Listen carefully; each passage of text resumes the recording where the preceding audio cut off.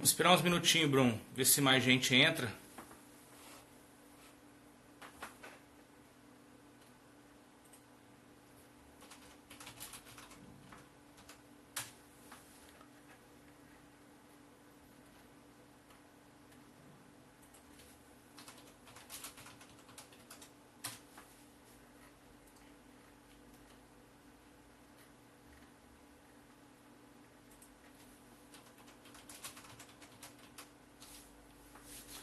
Aí, pessoal chegando, salve Rico. Salve, salve, pessoal. Equipe RS Team, Regis Oliveira. Pessoal, vamos falar um pouco hoje aí, dando continuidade ao nosso tema sustentabilidade.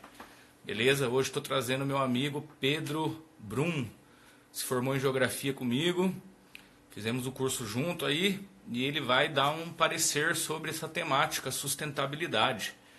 Lembrando que nós estamos trabalhando esse tema no decorrer dessa semana devido à nossa crise de saúde pública internacional que a gente está passando, e essa crise vem gerando uma crise econômica também. Então, eu acredito que é um momento oportuno para a gente estar falando sobre sustentabilidade, beleza? Mesmo porque a sustentabilidade remete a criar ambientes que são autossuficientes.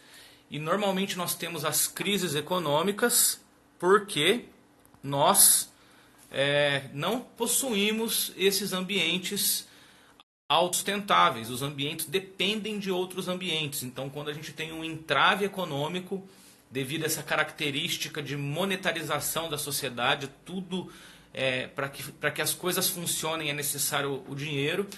Então, é um tema ideal para esse tipo de momento, levando em consideração que essa não é a primeira crise que estamos passando e também não será a última que vamos passar, beleza? Então, pessoal, eu vou enviar o convite agora para o Pedro Brum, que é o nosso convidado de hoje. O Pedro vai entrar, beleza? Sejam bem-vindos, quem está chegando aí, beleza? Salve! Seja bem-vindo, Pedro, muito obrigado a sua participação. Pedro, peço que você se apresente, beleza? Pode falar um pouco sobre sua formação e decorra um pouco sobre o assunto, e conforme for o pessoal vai participando, a gente vai dialogando. Seja bem-vindo, fique à vontade. Boa tarde aí.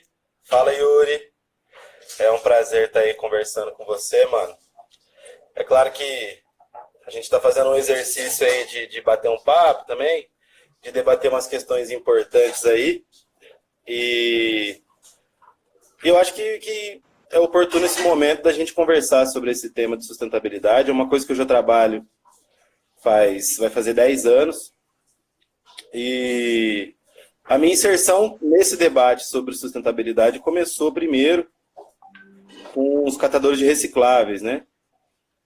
Começou lá em 2010, quando quando eu fui fazer um estágio e comecei a dar curso de autogestão em cooperativas de reciclagem. E aí nesse mesmo núcleo que eu trabalhava, esse núcleo trabalhava com o Movimento Sem Terra. E aí aos poucos eu fui me familiarizando com o Movimento Sem Terra, entrando em contato com o Movimento Sem Terra, e fui tomando gosto pela coisa, né? Fui me encantando pela proposta da luta do Movimento Sem Terra, e que vinha de encontro com as minhas perspectivas dentro da geografia, que era uma discussão sobre o meio ambiente, sobre sociedade, sobre economia. E aos pouquinhos fui me inserindo dentro dessa temática. Na sequência, entrei em contato com agroecologia e uma técnica de produção que se chama produção agroflorestal. E fui me desenvolvendo dentro disso. Comecei a entrar em contato com um sítio, né, que hoje eu convivo bastante, que é o sítio da minha igreja, que trabalha com sistemas agroflorestais, né, principalmente com a figura do Anderson, que foi uma pessoa que me ajudou muito a entender todo esse processo. E já vão 9 anos, né? Então, na sequência...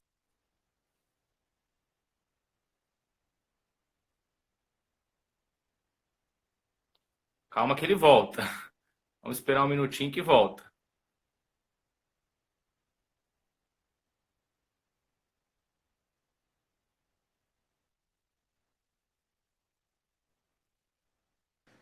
E nesse trabalho.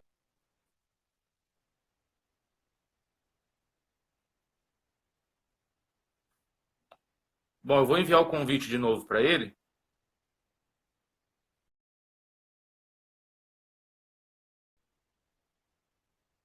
Calma aí, pessoal. Vou fazer um envio novamente.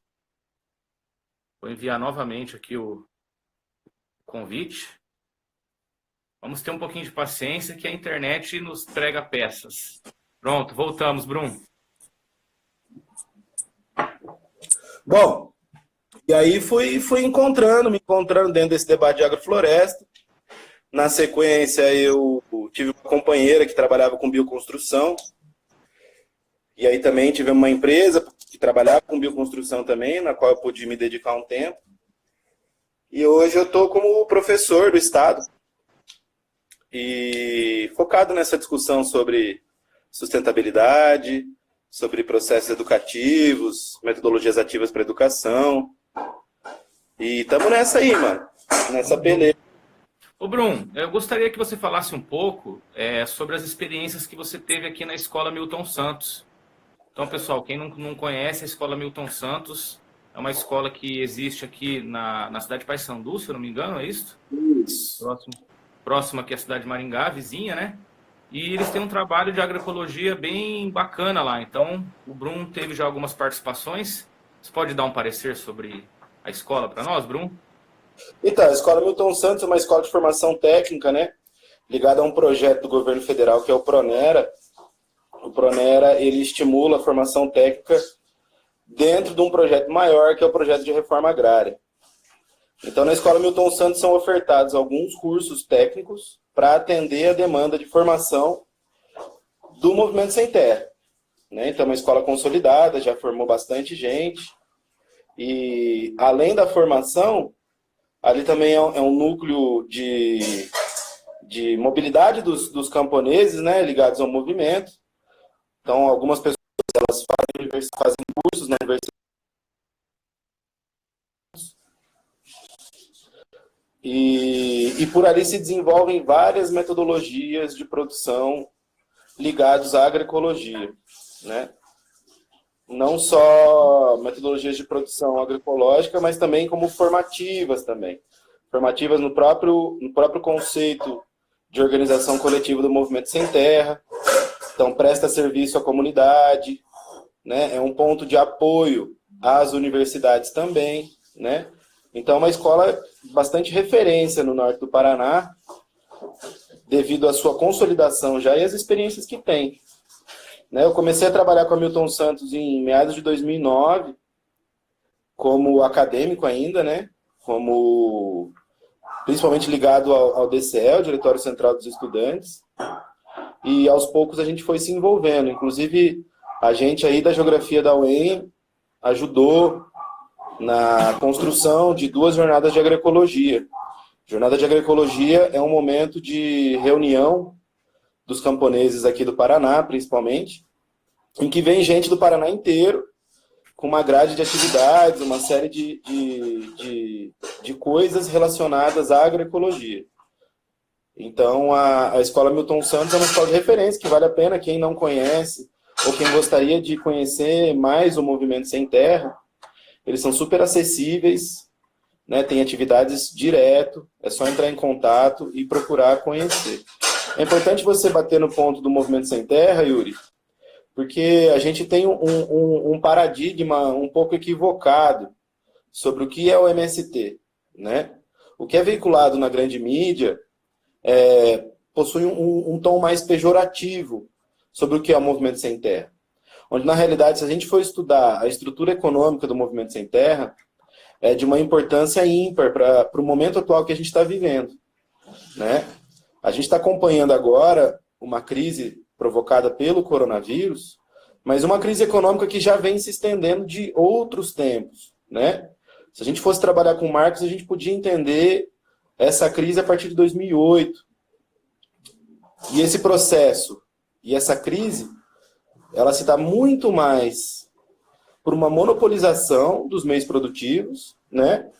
Que vai cair daqui a pouco no tema da economia solidária, e de que a gente tem hoje uma pequena parcela da população com uma grande quantidade de recursos e meios de produção, né? Então, na balança de distribuição de renda, isso não fecha, né? Isso não fecha. E no Brasil, especificamente, quando a gente vai falar de uma crise econômica, a gente tem que pensar no circuito da estrutura produtiva brasileira. E a estrutura produtiva brasileira, ela está vinculada principalmente à questão da terra no Brasil. Sim. Então, se a gente for pegar no período do fim da escravidão do Brasil, o índice de concentração de terras na mão de poucos é praticamente o mesmo, né? Então, hoje a gente tem 46% de terras disponíveis na mão de 1% da população, né? Sim. Então, pode falar, Yuri. Eu ia fazer um comentário que ano passado eu participei de uma jornada agroecológica na UEM. O pessoal da Geografia organizou. Até tive contatos com os professores, via a Maria Graça, a Yolanda. E uma coisa interessante, que teve uma fala lá do professor Osinaldo, que é um professor da agronomia que trabalha com agroecologia, que ele mostrou exatamente essa questão da economia. Então, por exemplo, se eu tenho uma grande propriedade na mão de apenas um indivíduo, você concentra o dinheiro na mão desse indivíduo e esse indivíduo ele não consegue fazer esse dinheiro circular. Esse dinheiro não circula. A partir do momento que você divide essa propriedade em várias famílias, essas famílias têm acesso ao dinheiro, conseguem fazer o dinheiro circular e isso estimula a economia interna do país. Porque a economia não depende só, a gente tem que trazer dinheiro de fora, é claro, mas se o dinheiro entra e fica num cofre e não circula, a economia interna fica defasada. E a gente precisa que as pessoas tenham acesso ao dinheiro, que é o que a gente está vendo hoje. As pequenas empresas vão sofrer porque a gente não vai conseguir, elas não vão ter acesso ao capital, não vai chegar nelas, né? Então, que é algo interessante, né, a se falar quando a gente pensa quando se fala do MST, que realmente eu vi isso, que quem não tem contato com o movimento de perto ali, né, eu mesmo nunca fui em assentamento, mas só nessas jornadas que eu conheci as pessoas. Mas quando você conhece a pessoa, aquele senhor que está lá falando, que tem um monte de gente que está lá no movimento, é difícil você não ter empatia por eles. Quando você lidar com aquelas pessoas humildes ali que estão... É da mesma forma quando a gente vai numa periferia da cidade, não tem como você não ter empatia pela pessoa que está lá passando por necessidade, só se você for desumano. É impossível você ver uma pessoa numa situação de risco que está passando por necessidade. Se você não tiver empatia pelas pessoas, né, dessa forma, é a falta de humanidade mesmo. Pedro, como você citou essa questão da economia solidária, você poderia argumentar um pouco mais sobre esse conceito, né, e a aplicação prática disso para nós? Tá. Eu acho que para a gente falar de economia solidária, a gente tem que dar um passo atrás para refletir um pouquinho sobre... Às vezes alguns termos podem ser um pouco difíceis, mas eu vou tentar traduzir, assim, que é sobre a estrutura de acumulação do capital hoje, né? Como é que isso está colocado? E, especificamente, eu vou trazer a questão da terra, que é uma coisa que eu conheço mais, né, para a gente conseguir entender e avançar nesse sentido. A economia solidária ela tem que ser pensada a partir de princípios, né? E aí, a partir desses princípios, a gente cai numa contradição dela mesma, né? Uma corrente da economia solidária defende uma economia solidária dentro do sistema capitalista de produção. Tá? Outra parte da economia solidária, do conceito de economia solidária, pensa na economia solidária enquanto uma transição a um outro modo de produção, que não necessariamente precisa ser o capitalista. Tá? Então, acho que essas são as duas principais correntes aí. Usando um pouco da geografia, que eu acho que é a ferramenta, tem ferramentas que a gente pode se utilizar, vamos pensar em questão de escala. Então, a economia solidária ela pode ser pensada em questão de uma macroescala e de uma microescala. Tá? A macroescala enquanto processo de produção geral e global, e a microescala enquanto a nossa atuação individual dentro do sistema de produção. Tá? Por muito tempo, ou por algum tempo, eu ainda estava muito confiante de que a gente ia conseguir fazer uma revolução social muito ampla dentro desse período de vida que eu estou. E hoje em dia eu já vejo que não. Né? Hoje em dia eu já tenho um pouco mais de um pouco mais de receio em afirmar algumas coisas que vão em relação a isso. Então, o princípio fundamental da economia solidária é a justiça social, né? Como é que a gente vai conseguir pensar num processo de produção em que quem tem muita grana, quem tem muito capital, não tem os mesmos direitos e os mesmos deveres daquele pequeno produtor, daquele pequeno artesão, daquela pequena empresa, né? Que está ali se debatendo, se brigando para conseguir se manter dentro da estrutura capitalista, né? Então, a economia solidária, eu acho que ela é muito mais palpável a microescala, que é a escala individual, né? Que seria o quê? É muito mais vinculada a um consumo afetivo, um consumo responsável e um consumo consciente. Para quê? Para que a gente possa gerar valor e manter um ciclo de produção e consumo numa escala menor, numa escala pequena, né? De valorização dos pequenos produtores, independente do que for, das pequenas empresas, né? Mas de que o processo de apropriação do lucro ele seja um pouco mais diluído. Essa é a grande questão, sabe? Então, uma coisa é você comprar alguma coisa de uma grande rede de produção de verduras, vamos supor.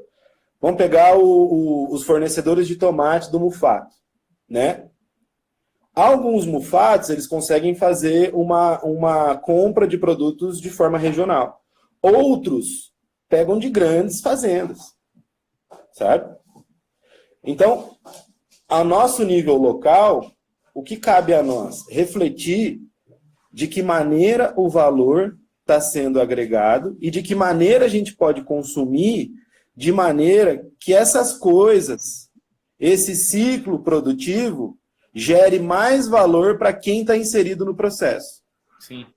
Uma coisa que eu fazer um comentário, por exemplo, hoje a gente já tem muitas pessoas fazendo as hortas urbanas, né? E a gente pode estar comprando o produto desse pessoal. Então você pede por WhatsApp, né? Você não precisa nem entrar num aplicativo assim. Apesar de que eles podem se inserir também nesse tipo de aplicativo, né? E aí, conversando com esse pessoal, por exemplo, eles não têm acesso a mercado, né? Você pega, por exemplo, um cara que tem uma horta urbana. Ele vende mais nas casas, né? Por WhatsApp, tudo bem, faz o pedido, mas ele não consegue criar um vínculo comercial com uma rede de supermercado. Ele cria com, tipo assim, restaurante, entendeu? E que é até bom isso, porque essas hortas urbanas, elas acabam sendo, ultimamente, elas têm sido quase todas agroecológicas, não se usa pesticida. A gente acaba pagando um pouquinho mais caro pelo produto, mas o produto é bom, cara. Que nem eu tenho comprado muito da Naturalis aqui em Maringá. Até a minha esposa, ela vira e mexe, ela mesma fala, ó, cadê o cara? Eu quero pedir produto. A gente pede rapidinho, vem. Hoje a gente tem uma facilidade muito grande de você pagar pelo cartão de crédito, né? A pessoa traz a maquininha de cartão na sua casa. Então, é uma coisa viável de se fazer hoje em dia, né? Acho que aquele discurso de que assim, o produto orgânico é caro, mas você não acha no mercado. Ele hoje está tão fácil de você conseguir, cara. A pessoa traz na porta da sua casa. Se você for ver, um pouquinho a mais que você paga é o preço da gasolina, é o preço do incômodo de ir até algum lugar, né? Eu acho que, então, assim, é realmente isso que você falou. Você dilui o lucro, né? Ele sai dessa grande empresa e começa a passar para essas pequenas empresas aí. Esse dilema aí de que o orgânico ele é mais caro, ele é mais caro em alguns locais e outros não. Tem produtores que já conseguem ter um ritmo de trabalho, que consegue ter o seu volume de produção e preço de produto de maneira que ele concorra no mercado por um preço acessível e o produtor não deixe de ter a sua lucratividade. O lance é que esse produto orgânico ele gera mais valor no processo produtivo dele. Por quê? Porque tem mais gente trabalhando, porque as externalidades que não são contabilizadas, por exemplo, como recuperação de solo, recuperação de cursos d'água, recuperação de lençol freático, baixo uso de agrotóxicos e uma série de outros fatores, eles não estão incluídos nesse processo, mas eles fazem parte, né? E o produtor orgânico hoje, vamos falar do pequeno produtor, do camponês, do pequeno familiar, né? Ele não tem uma série de recursos que uma grande fazenda tem na produção. Então, assim, você tem hoje na pequena propriedade muito mais gente trabalhando em cima de um produto. Enquanto na grande propriedade, esse trabalho, essa força de trabalho que seria de uma pessoa é substituído pela tecnologia. E o mercado, ele não está preocupado. Claro que existem mercados que se preocupam com a qualidade, em termos de procedência do produto. Outros tantos vão se preocupar em volume. Então, quanto mais uma fazenda pode fornecer em quanto volume, né, de produto, mais barato esse produto vai ficar. Aí eu te pergunto, como é que um pequeno produtor, um produtor baseado no trabalho familiar, vai conseguir competir mercado com um cara que tem tecnologia de ponta e consegue oferecer semanalmente uma quantidade de produtos muito maior, né? Então, aí que entra o conceito do que você está trazendo, Yuri, chama canais curtos de comercialização. O que são os canais curtos de comercialização? Os canais curtos são esses que são fora da cadeia global de geração de valor. Então, um canal curto é aquele que está relacionado e consegue atender uma demanda entre consumidor e produtor, né? Então, vamos pegar um exemplo do nosso amigo Watanabe. Nosso amigo Watanabe, ele produz, ele distribui, ele gerencia ele faz o gerenciamento administrativo da sua empresa, ele proporciona o marketing da sua empresa, ele faz recuperação ambiental, ele trabalha em sistemas agroflorestais, isso tudo em 2 pessoas. Entendeu? Em 2, né? Inclusive, o Watanabe é um dos próximos convidados. Eu estou entrando em contato com ele, o pessoal conhecer também o trabalho dele aí em Londrina. Lembrando que o Pedro Brum está em Londrina, pessoal. Quem está entrando agora aí, eu estou aqui em Maringá, Pedro Brum está em Londrina, nós fizemos a formação de geografia junto. E é isso aí. Continua, Pedro. Desculpa Imagina. Então, é essa reflexão do canal curto de comercialização que a gente tem que levar em conta, né? De que quando a gente compra diretamente com o produtor, veja bem, não tem ninguém que está distribuindo o produto para ele. Ele está fazendo. Então, ele produz, ele distribui e ele circula o próprio produto. Compreende? Então, só por essas 3 etapas de produção, automaticamente, esse produto tem que ser mais caro. Entendeu? E aí, para o consumidor tem que refletir o quê? Eu estou comprando só um produto, eu estou comprando uma proposta. Percebe? Ou eu estou comprando uma tentativa de mudança no processo de produção e consumo do que eu estou me alimentando. Então está para além de simplesmente você ir no mercado e se servir do que você tem disponível. E você consegue ter a capacidade de administrar a procedência desse produto. Né? Sim. Você está em contato com o produtor. Se você quiser, você vai no sítio dele para saber como é que está sendo produzido. Ver a horta vindo ali, né? Exatamente. Leva as crianças para passar um dia. Né? Contribui de alguma maneira. Claro Sim. que no nosso ritmo acelerado de sociedade, isso parece que é só uma perfumaria, né? Nisso tudo. Mas, na verdade, é uma possibilidade. A gente tem que encarar isso como possibilidade. Por isso que estimular canal curto de comercialização é estimular uma possibilidade de uma outra maneira de se produzir e consumir, né? Porque se a gente não mantém essas iniciativas vivas, e tudo isso que eu estou falando é economia solidária, né? Eu estou usando outros termos, mas isso é economia solidária. Hoje a gente está numa etapa de manutenção de propostas. Manutenção de propostas de transformação. A gente não está no momento político para avançar em propostas, a gente está no momento político de resistir a propostas, né? E para você ver, eu estou falando disso no âmbito de um produtor privado. Como assim um produtor privado? Um produtor que tem o seu lote e que consegue produzir isso. Agora, é um convite à reflexão de pensar produtores em cidade de 3.000, 4.000 habitantes que acessam o mercado institucional, como, por exemplo, oferecer alimentos para escola, para hospitais, para presídios, e que hoje em dia estão sendo cortados esses recursos. Né? Então, como é que esse sujeito ele consegue se manter na terra? Então, o grande ciclo de apropriação... Por quê? Porque quando o cara ele faz uma proposta dessa, de um canal curto de comercialização, ele é um risco para o sistema geral. Sim. Por mais que ele movimente isso aqui, em termos de capital, para conseguir atender a própria demanda, para o sistema inteiro, isso pode ser um perigo. É engraçado que assim, cara, uma coisa que essa monetarização da sociedade tem me tomado muito a atenção, porque você vê assim, pessoas que têm muita grana e eles não vão gastar essa grana toda. Essa grana fica guardada, porque hoje com a questão digital, você não tem mais a necessidade de ter o papel moeda em si, né? Digitalizou. Então hoje, cara, os caras que são os donos das grandes fortunas, eles têm um dinheiro que eles iam precisar de 2, 3 vidas para gastar tudo, sem lucrar mais. Vamos supor que o cara parou de lucrar hoje. Ele precisa de 3 vidas para gastar tudo que ele tem.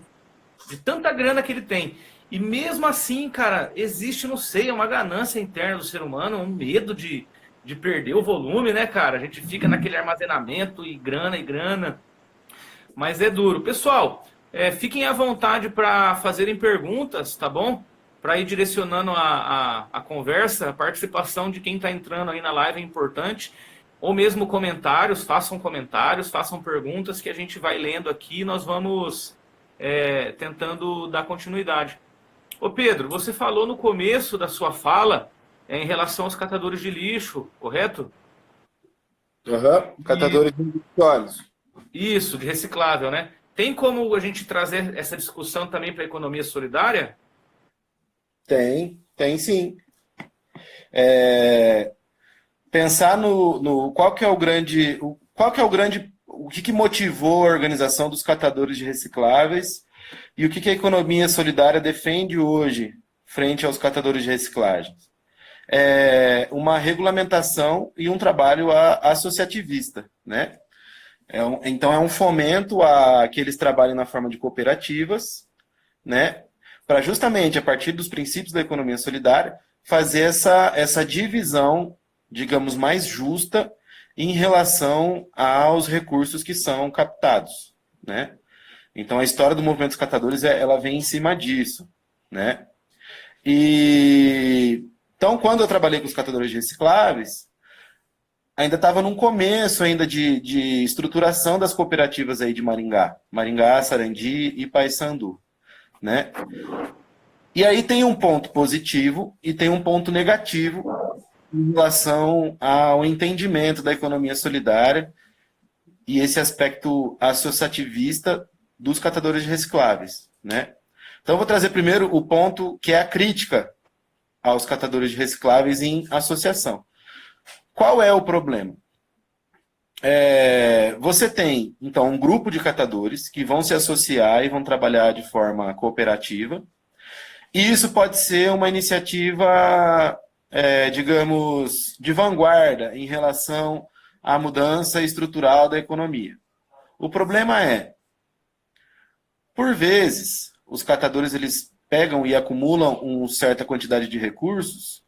Na hora que vai fazer a divisão, não tem, por exemplo, organização administrativa para pagar um INSS, registrar esse sujeito, garantir com que ele tenha os seguros de trabalho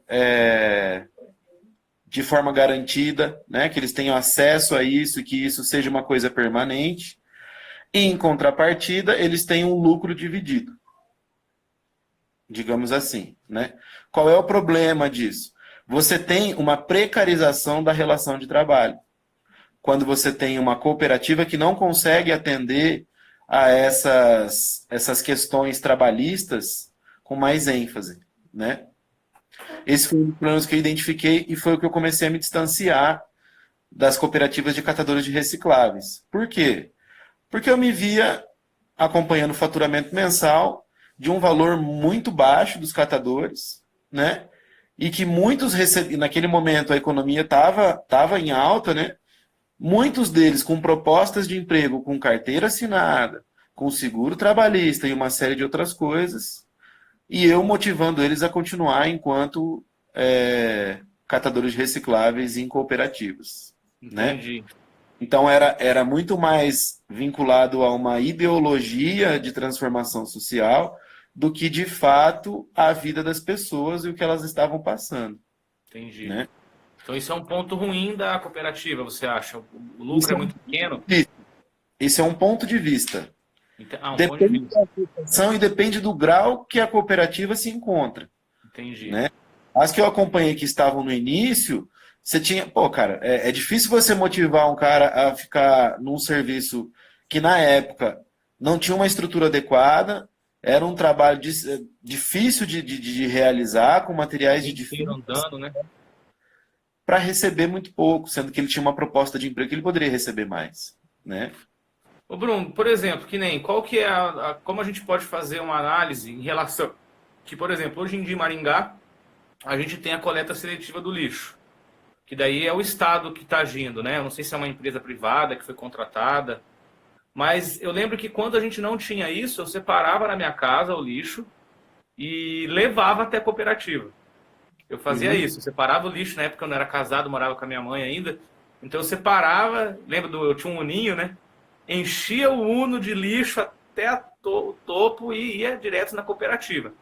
O fato de hoje existir uma empresa que está fazendo a coleta na residência diminui ainda o papel da cooperativa de catadores de lixo? Como funciona isso? Então, eu trabalhei um tempo numa empresa que fazia plano de gerenciamento de resíduos sólidos e plano de saneamento básico e vários outros tipos de planos municipais. O que eu identifiquei é que existem alguns formatos de parceria público-privada para atendimento desse serviço. Então, vamos deixar claro: o serviço de limpeza pública e destinação de resíduos sólidos é um serviço que tá previsto no plano de gerenciamento de resíduos sólidos como obrigação do município, tá? Então, o município tem que fazer esse gerenciamento. Só que ele não normatiza a maneira que o município tem que fazer essa coleta, tá? Então, a prefeitura ela pode tanto contratar uma empresa para fazer o gerenciamento de resíduos, só que também nesse plano nacional está escrito lá que municípios que possuem cooperativas ou associações de catadores têm que ser privilegiado como repasse desse serviço. Isso está na lei, isso foi uma conquista do Movimento Nacional dos Catadores. Então, por isso que no momento que eu estava todo mundo querendo regularizar as cooperativas. Por quê? Porque você, regularizando as cooperativas, você conseguia chegar para o município e dizer, ó, vocês têm obrigação de contratar a gente, porque está escrito aqui, né? Então, o que eu acompanhei, e experiências no Brasil de pessoas de municípios que fazem o plano, você pode contratar as cooperativas, você pode contratar uma empresa privada, ou o próprio município pode fazer isso. Tá? Então, são essas três maneiras de resolver a questão do resíduo. Aí vamos entrar num problema que é a questão da contratação das cooperativas de reciclagem. Quando você contrata uma cooperativa de reciclagem, você tem que pagar pelo serviço. E aí começa a briga. Por quê? Porque para os cooperados é interessante para eles coletar o resíduo. E coletar resíduo envolve o quê? Você ter infraestrutura básica para poder fazer isso. Que é ter caminhão, ter EPI adequado, ter material para você conseguir passar, ter um gerenciamento das ruas e da coleta, para você passar com o caminhão e recolher os resíduos sólidos. Tá? Então esse é o primeiro problema já. Por quê? Aí em Maringá, que eu saiba, eu lembro, vagamente assim, é a prefeitura que faz a coleta e distribui para as cooperativas, se eu não me engano. Eu acho que é isso. Tá? Isso já é um problema. Por quê? Resíduos recicláveis de alto valor podem correr o risco de não serem recolhidos ou, né, serem no processo de coleta e de entrega acontecer alguma coisa deles não chegarem, né? E outra questão também, existem os catadores que não estão associados em cooperativas e que também passam coletando, né? E isso que seria um serviço que a cooperativa contratada deveria assumir. Então esse é o primeiro problema, da coleta. O segundo problema, do pagamento. Então quais as experiências que eu vi? Você tem pagamento por tonelada, tá? E você tem pagamento geral pelo serviço. Qual que é o modelo que melhor funciona hoje? O pagamento por tonelada, tá? Então o caminhão vai lá, ele é pesado, e aí depois que ele é pesado, ele é processado, e aí o quanto, porque qual que é o lance? A prefeitura precisa pagar por quem recolhe o material, correto? Então você vai lá, a prefeitura recolhe, ou a cooperativa recolhe, e paga por esse serviço. Então, digamos, a cooperativa de reciclagem tirou 3 toneladas no dia. Então vai ter lá o valor da tonelada, é feito esse repasse às cooperativas. E aí o que a cooperativa vai fazer com esse material é de responsabilidade dela. Né? Se ela vai vender, se ela vai reutilizar, se ela vai processar, fica a critério dela. Então hoje no Brasil, e que eu venho acompanhando, esse é o principal problema, Yuri. Porque você não tem uma norma reguladora sobre o pagamento pelo serviço. Né? Então fica tudo muito bagunçado, fica tudo muito solto. Precariza, né? Exatamente. E aí acaba que as associações de catadores acabam ficando não recebendo o valor real pela prestação do serviço. Né? Porque a prefeitura ela quer economizar, cara. Ela quer economizar. E aí, nesse sentido, a prefeitura acaba criando esses empecilhos para as cooperativas poderem trabalharem. Né? Ó, leu a pergunta aí, Pedro? Ó, quem está fazendo a pergunta é o Daniel Saco Fonseca, é um amigo meu lá do estado de São Paulo, de Jabuticabal, parceiro também nas ideias aí. Logo ele vai ser convidado também. Então tá aí, Pedro. Ó, gostaria de saber do Pedro se ele acha possível atingir um nível significativo de economia sustentável dentro da lógica capitalista em que estamos inseridos. Não. Olha, cara, eu acredito que assim essas crises poderiam fazer com que a gente mudasse, mas o que eu vejo no decorrer, as pessoas ainda têm uma mente tão monetarizada, cara. Mesmo eu, que nem, por exemplo, eu tenho 2 funções. Uma eu tenho uma carteira assinada e no outro eu tenho profissional liberal, digamos assim, né? E que nem, a ideia seria que a gente tem que ficar 30 dias aqui de reclusão, né? Eu já tô com medo, eu falo, cara, como eu vou pagar as contas? Eu nem sei. Mas mesmo assim a gente vai resistindo, tento não entrar em crise, né?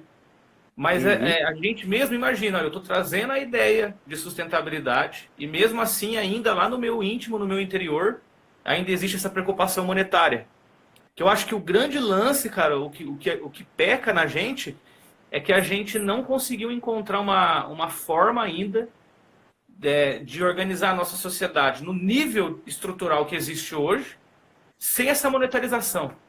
Porque o que está quebrando a gente é esse fato de ter é o trabalho, dinheiro, aí produto ou serviço. Antes não tinha esse dinheiro, né? Era direto, trabalho, resultado, você já colhia. Agora esse fato de ter o dinheiro parece que é sabe aquela cena que quando tem uma pessoa em cima do cavalo com uma cenoura e o cavalo andando atrás da cenoura? Eu vejo que a gente está dessa forma, né? Por isso que eu estou tentando trazer essa questão da sustentabilidade pra gente fugir um pouco disso, cara, sabe? Que nem, como eu falei outros dias aí, que dá pra gente já criar as casas sustentáveis. Seria talvez um início, né? Imagina, minha casa reciclando a própria água, banheiro seco, produzindo a própria energia, não jogar matéria orgânica na rua, conseguir compostar tudo em casa. Talvez seria um pouquinho, assim, um pequeno começo, onde eu já desvincularia a questão monetária. Mas é muito grande, né, cara? Eu não acredito nisso, Yuri. Eu não acredito nisso. Como é que você interpreta? Eu acho que é bom porque era esse acho que a gente chegou no momento que eu acho que dá pra gente avançar bastante em termos de ponto de vista, assim. Primeiro sobre o conceito, né, de desenvolvimento sustentável. O que é esse conceito de desenvolvimento sustentável? Se a gente for pegar o processo de criação dele, ele é criado por uma escola não malthusiana, né? Então, o que defendia a corrente malthusiana? De que a gente tem um crescimento de população que é maior do que a gente vai conseguir produzir de produtos e alimentação mundial e etc, etc. Dentro dessa filosofia interpretativa, a gente consegue supor de que se justifica que existam pessoas pobres e pessoas ricas, certo? E de que a alocação de recursos, de fato, ela não vai ser para todo mundo, tá? Então, é desse centro que nasce o conceito de desenvolvimento sustentável. Se a gente for pegar o que descreve o conceito geral lá da Conferência das Nações Unidas sobre Desenvolvimento Sustentável, é garantir, então, o consumo de recursos naturais que garanta o consumo das gerações atuais e das futuras gerações, tá? Ocorre que o desenvolvimento sustentável, como ele é visto hoje, ele pode ser uma bandeira de luta, ele pode ser um nicho de mercado, certo? Uma demanda. E ele pode ser, de fato, uma preocupação real com uma transformação econômica que é necessária para a gente, né? O que mais se apresenta, no meu ponto de vista, é de que ele é um nicho de mercado. Por que eu estou dizendo isso, Yuri? Quando eu comecei a sair da economia solidária, eu comecei a entender a economia solidária de um outro jeito, eu fui perceber o quê? Aí eu vou pegar a onda dos catadores. Hoje no Brasil, mais de 80% das latinhas são recicladas no Brasil, certo? Beleza. Quando o catador, que grande parte das cooperativas não está e não atende todas as questões trabalhistas, quando o catador ele pega essa latinha, ele vende essa latinha por um preço barato. Essa latinha é processada e é devolvida ao ciclo produtivo, por exemplo, da Coca-Cola. Eu te pergunto, a Coca-Cola vai gastar mais ou vai gastar menos se ela comprar a latinha reciclada? Menos. Menos. Ou seja, a gente está fomentando uma... E aí só para fundamentar, a Coca-Cola está deixando de produzir o número de latinhas que ela produz normalmente? Não, né? Não. Ou seja, esse desenvolvimento sustentável, ele está vindo, na verdade, para baratear nas custas de trabalhadores que não recebem adequadamente e sofrem uma precarização de trabalho, em nome de uma defesa do meio ambiente. Que, na verdade, pode falar. Está tendo mais exploração. Está tendo mais exploração, entendeu? O cara e aí, se a gente for pegar índices de produção econômica geral, vamos pegar o Tratado do Clima, que os Estados Unidos se recusou a assinar, ou outras atividades econômicas das grandes potências, os caras estão... É isso aí, Daniel, é essa linha de raciocínio mesmo. Os caras estão querendo fazer, sabe o quê? Eu vou continuar produzindo e vocês, países subdesenvolvidos, vocês fiquem inventando de reciclar e proteger floresta. Entendeu? E que daqui a pouco a gente vai brigar com vocês porque a gente vai querer esse pedaço de terra também. Sacou? Então, se a gente quer debater desenvolvimento sustentável sem pensar numa mudança do processo produtivo, me parece que é um pouco equivocado. Porque, por exemplo,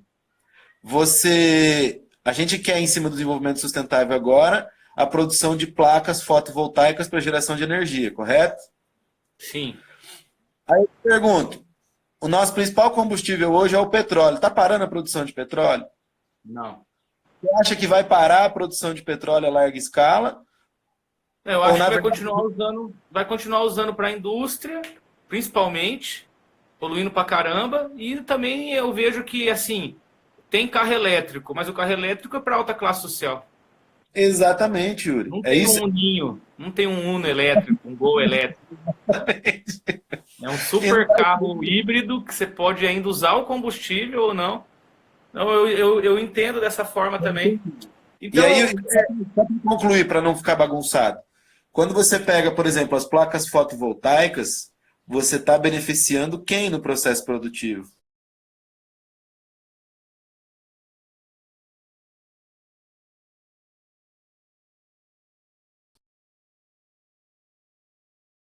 Voltaica.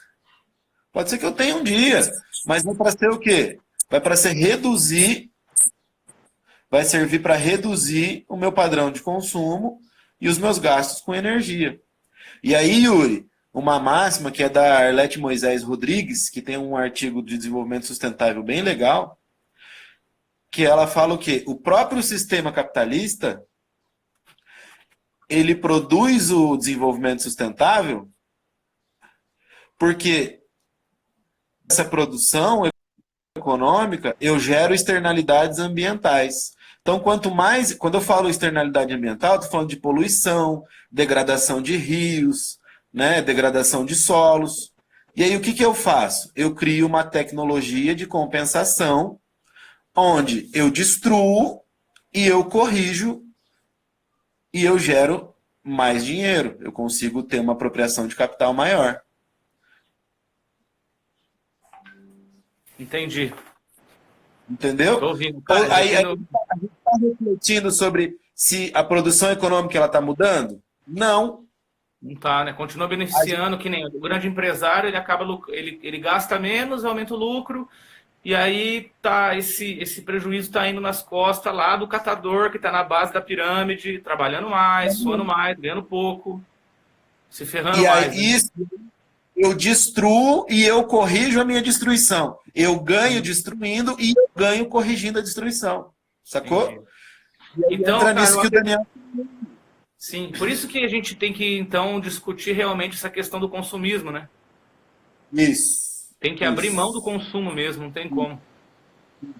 Por exemplo, Na verdade, se eu quiser realmente que o desenvolvimento sustentável seja de fato para todos e que realmente essa economia solidária beneficie aquele pequeno, vou ter que evitar as grandes marcas, né? exato. Ter que abdicar.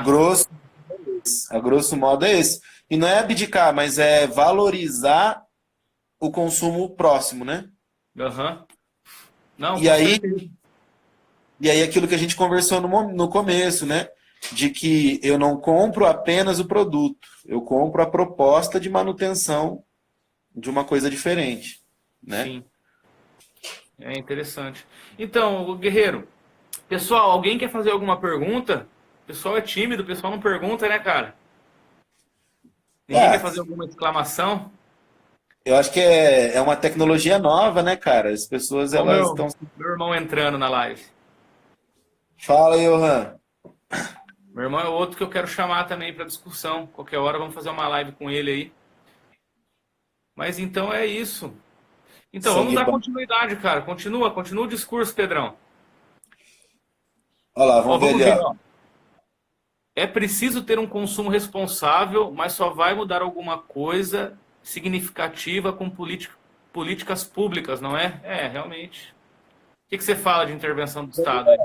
Eu concordo com você, mas aí a gente reflete sobre o Estado atende à demanda de poder de quem, né? Então, por exemplo, você tem, e aí eu vou fazer uma crítica dura que os meus amigos da agroecologia, a gente briga bastante, né? A Fazenda da Toca. A Fazenda da Toca hoje é uma fazenda referência em produção agroecológica no Brasil. É larga escala, né? Não só isso. Qual é, e aí é o mais importante, no meu ponto de vista, para a gente fazer um desenvolvimento sustentável coerente, né, que possa ser transformador. Qual tipo de relação de trabalho que está colocada? A Fazenda da Toca, ela produz em cima de funcionários. Então percebe que o produto é diferente. Antes o produto era numa produção convencional, de grandes fazendas e tal. Hoje a gente tem a Fazenda da Toca que produz de forma agroecológica, mas com trabalho assalariado. Aí eu pergunto, se não fosse o produto, se a gente não dissesse o produto e descrevesse toda a cadeia produtiva desse produto, fez alguma diferença? Não, continua com a concentração de renda. A diferença é que o produto é bonito, ele vende, ele recupera a natureza, ele valoriza o agroecossistema, valoriza o agroecossistema. Mas isso de pouco vale no momento que a gente for pensar na produção geral e mais global. Lembrando que o conceito de sustentabilidade tem em um dos seus tripés ser socialmente justo. Isso, exatamente, Yuri. Aí, se não tem esse tripé, ele pode ser um produto agroecológico, mas não é sustentável. Olha lá, acho que intervenção pública é necessária sim, mas devemos começar no nosso mundo. Se cada um começar dentro de casa, já ajuda muito. É isso aí, meu. É isso Realmente. aí. Eu acho que é por aí. É por aí, mas também entendendo de que tem empresas que estão se consolidando, que vem dessa perspectiva cooperativa, que vem dessa perspectiva associativista, e que a gente tem que valorizar também, né? Sim. Mas é isso. Pedro, em relação à sustentabilidade e educação,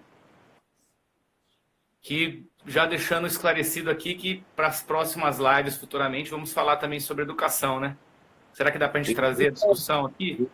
Eu tenho bastante, tô bem forte na área de educação agora, Yuri. Tô fazendo um mestrado bem bacana de umas coisas novas aí que tá aparecendo.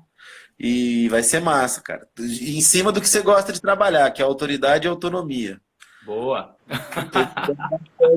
Tô estudando bastante isso, bem legal bater esse papo, cara. Bacana. Agora vamos para o âmbito da educação, né? Isso, nós temos mais uns 10 minutinhos. Morou. 5 Claro que minutos, quando. na verdade, cara, nós temos.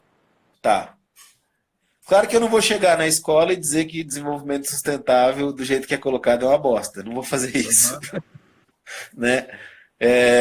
Mas dentro da educação, o que eu percebo é que, já entrando um pouco no tema da educação, a gente precisa entender a escola como um ambiente com autoridade cultural da sociedade, né? Então a gente tem que passar para os nossos estudantes e trabalhar com eles, despertar neles o tema da sustentabilidade, pensando as suas práticas cotidianas, né? Sim. Que eu acho que vai de encontro com o que a gente está conversando aqui. E aí, pensando no geral e no local, o geral, aí pegando um pouco do que o Daniel colocou, enquanto políticas públicas de fomento aos catadores de recicláveis, etc.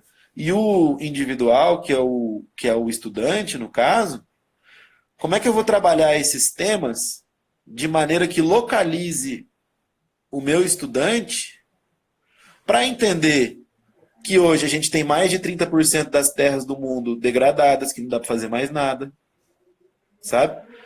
Dizer para ele que quem gasta água não é o indivíduo, não somos nós É a que produção. gastamos água, sabe? É a produção de carne, é a produção de soja, é a produção de uma série de outras coisas, né? Então eu acho que a gente consegue, via educação, trazer coisas ocultas que estão no desenvolvimento sustentável, sabe? Sim. Porque para nós, assim, Yuri, que já estamos com 30, para a galera que tá aí com uns 20 e tantos, ainda fica uma cortina de fumaça de que o desenvolvimento sustentável é só consumir orgânico, é só praticar a coleta seletiva, sabe? E a gente tem que quebrar isso um pouco, porque não é Sim. só isso. Não é Pensar só desenvolvimento. criar tipo pensamento verde, né? Tem que mudar a economia, né? Exato. Não é, eu não vou construir a minha casa de barro, fazer minha fotovoltaica, ter a minha horta, meu galinheiro, sendo que meu vizinho do lado está vendendo sua força de trabalho por R$ 15 a hora. Sim. Entendeu? Por Por aí. R$ 10 a hora. Sim. Compreende? Pedrão, eu vou precisar encerrar a live, cara. Vou precisar encerrar a live por hoje. Eu agradeço muito a sua presença. Muito obrigado por ter disponibilizado o seu tempo, tá? Pessoal, eu e o Pedro, nós somos amigos e não significa que a gente sempre tenha ideias em comum. Então, eu quero deixar bem claro que eu vou estar trazendo muitas pessoas, inclusive, que pensem muito diferente do que eu penso. Eu quero criar um ambiente bem aberto, tá? Agradeço muito a presença do Pedro. Vou chamar você outras vezes, Pedro, para a gente falar de educação, principalmente. Se prepara aí que eu vou te chamar, tá? Agradeço a todos que participaram, beleza, pessoal? Acompanhe o nosso Store. Eu vou soltar essa live no Store e vou salvar ela para postar no YouTube também. Por isso que eu tenho que encerrar ela. Porque se o Instagram encerrar, eu não consigo salvar ela. Então, por hoje, eu agradeço muito. Obrigado a todos que estão nos acompanhando. E nós iremos continuar. Participem mais e não se acanhem. Perguntem, participem com a gente. Pessoal, muito obrigado. Pedro, muito obrigado. Valeu, mano. Tamo junto, Moço, viu? Coisa, tamo aí. Um abraço. valeu. Valeu. Abraço.